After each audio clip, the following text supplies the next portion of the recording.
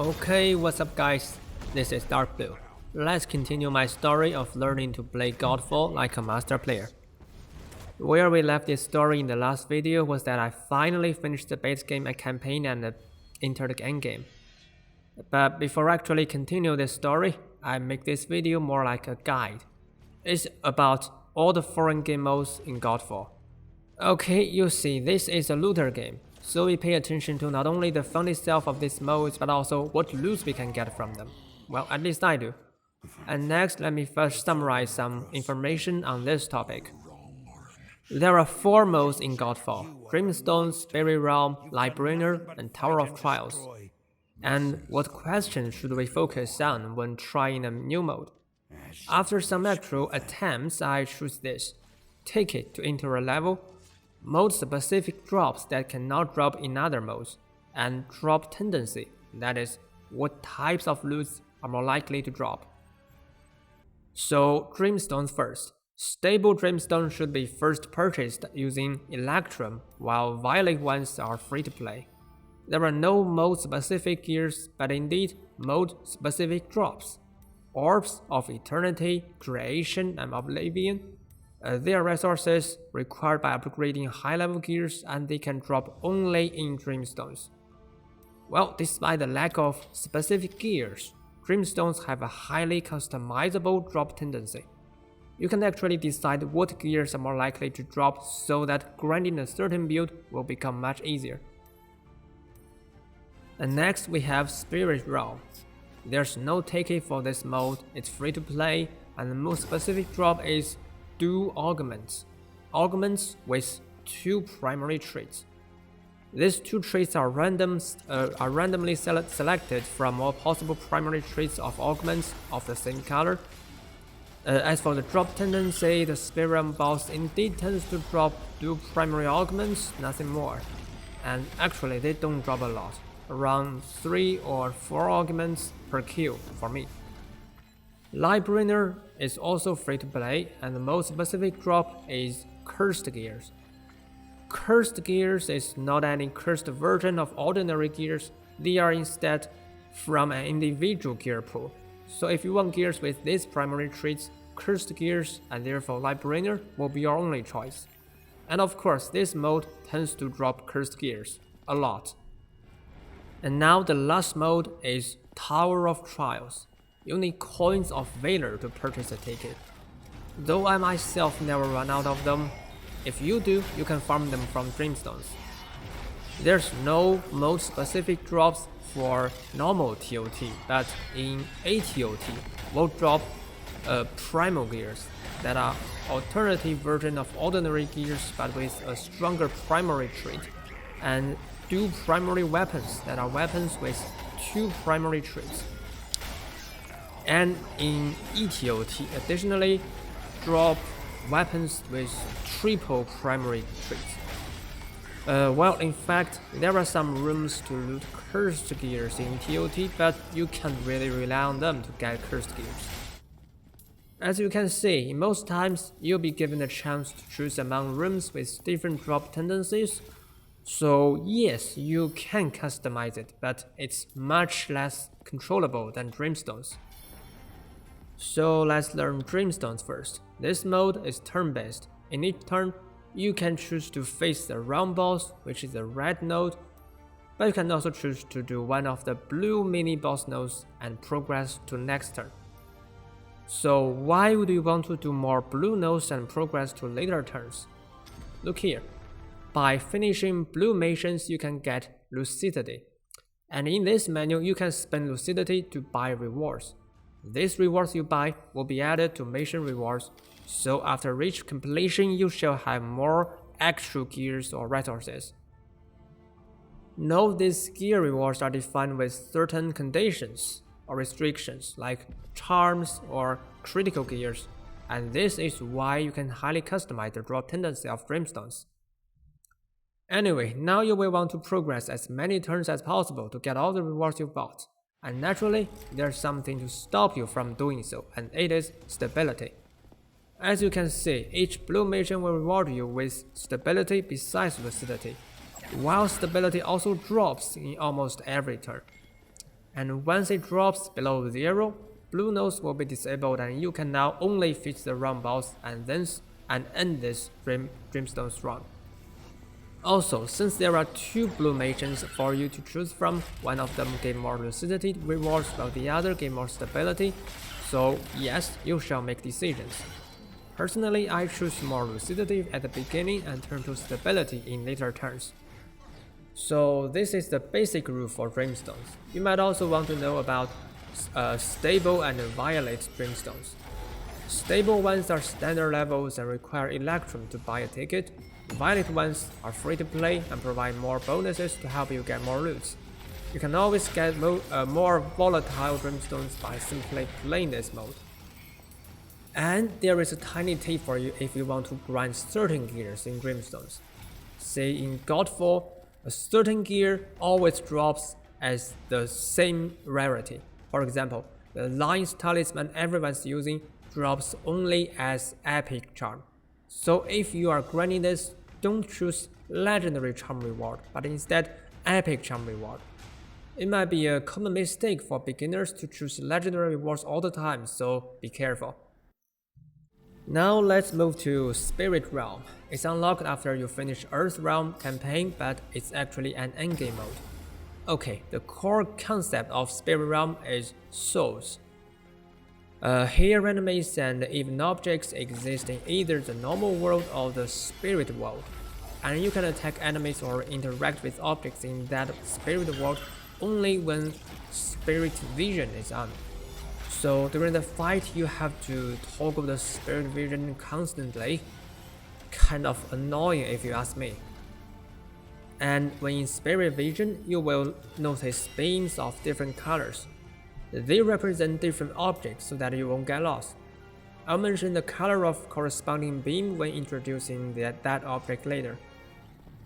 Now let's first see your basic task in this mode. You can get souls by defeating enemies or simply opening chests. They come in 3 colors, red, blue and green. You can only take souls of the same color with you and up to 6 souls. After grabbing some souls, it's time to find an altar, the beam of which is in light green color. Use 4 souls to activate the altar and this will trigger a fight. After the fight, you will get one Elder Soul and it should be taken back to the Elder Gate where you started Spirit Realm. It's also marked by a purple beam. Just repeat this procedure, find souls, activate the altar and take back the Elder Soul. After getting 3 Elder Souls, you will activate the Elder Gate and face the round boss. And after the boss fight, however, you will simply return to the gate instead of quitting Spirit Realm. In fact, you can do at most 3 boss fights to get more loot. And some souls will drop in the boss arena as well, so remember to bring some of them with you if you want to do some extra fights for this run. Besides the basic tasks, you should also know Overcharge. As mentioned before, one altar requires at least 4 souls to activate, but you can use at most 12 souls. And by placing more than 4 souls, you'll overcharge that altar. And this ultimately increases the difficulty as well as loot for the round boss fight. So if you have strong builds, I recommend you overcharge every round boss fight. Also, there are some extra events or objects in Spirit Realm. Maybe you feel it troublesome to run all the way around the huge map, so here you get teleporters, marked by deep green beams. And you can see blue beams standing for shards of macros. You need 4 souls to activate it and then a recorded video of macros will be played, telling some lore, as well as granting you some blessings. But I don't think these blessings can really affect the difficulty of Spirit Realm, so I go for shards of macros only when unlocking a Vader Plate shard. And sometimes you'll have an invader, a mini boss spawned in one of the sub-arenas around the map. This is and only is a chance to get lots of souls. Don't expect good loot from it. So this is Spirit Realm. Maybe loot's complicated. Just play a few rounds in person and you will find it easy to understand. Now let's go to Lightbringer. The main task is simple.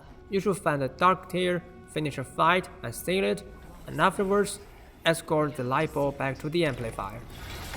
This task should be done 3 times. Each time the dark tier will be located farther away and difficulty will rise. Of course, you can choose to finish only 1 or 2 times if you don't have good builds yet by manually interacting with the amplifier. Besides this, there is also a side target, open light chest. To do this, first find a beacon and light it. Beacons are just everywhere and you can know the direction of the nearest one in spirit vision. And then, a light chest nearby will turn the normal blue light of a beacon into yellow color, and there will be a beam directing to that chest. So in this way, you will discover one light chest.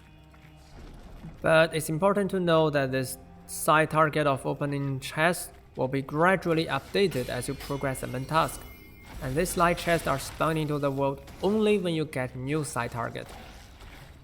So even if you want to look for every light chest, you should still follow the main task, and all the chests are spawned along your route, not too far away from it. I made such a mistake in my first Lightbringer run. I went to look for chests after the first main task all around the realm and ended up finding nothing. You see, new chests were not even spawned yet. Anyway, after all 3 main tasks, you will enter the final assault phase. There will be 3 waves of assault, and your duty is simple: just clear the mobs and wait for light crystals to spawn along the edge of the arena, and then pick them up and send back to the amplifier. In the final assault, several bosses will come together, so it may be a bit tougher. After all of this, you complete 1 round of Lightbringer at the lowest difficulty. If you want better loots, interact with the remaining of the dark tier and apply 1 curse. If you are for the best loots, apply all 3 strong curses and find every light chest. Well, there is also a bar on the top of your screen indicating how strong light and dark are, but you should not have to worry about it as long as you are doing all the tasks as planned. And finally, we have Towers of Trial. But first I shall let you know that there are 3 TOT: normal one, Ascendant TOT called ATOT, Exalted TOT called ETOT. So this normal TOT is actually not for endgame. It provides for players before max level a place to test their abilities, though I doubt if there is really such a demand. And ETOT and ATOT are the true endgame modes. The difficulty of ATOT is similar to Lightbringer and Spirit Realm at the highest difficulty, or maybe slightly harder. And ATOT is without doubt the hardest challenge in Godfall and everyone's ultimate target. The rule of any TOT is really simple. What you need to do is just climbing to higher levels. For each floor, you will first fight in the elevator and then in the room, and after the room trial, you will get a blessing to make the battle easier, or a few chests to get loots. You need keys to open the chest, but keys can be acquired by simply clearing the fights fast enough. After clearing every few floors, you will also be asked to choose 1 curse among 3. But don't be worried though, as you also get blessings, so the fight is still under normal difficulty, and these curses can even grant you more and better loots. And the last thing is about loots as well. Usually you will have the chance to choose 1 room among several, which give a different drop tendency. So you can control what loots to drop to a certain extent, but much less than in Dreamstones, of course. All in all, Towers of Trial is a pure mode for fierce combat. There are 10 floors for normal TOT and ETOT and 30 floors for ATOT. So in ATOT, enemy level starts from 50 and ends up at slightly above 100, while in ETOT it starts from 100 and grows even higher. So yes, this is challenging and you should get fully geared up. So this is all foreign game modes explained. Hope you can have fun. In the next video, I will be showing you the story of what I did at the beginning of endgame stage. So if you like my video and want to join me to enjoy the fun of playing games like a master player, remember to like and subscribe. Thanks for watching, see you around.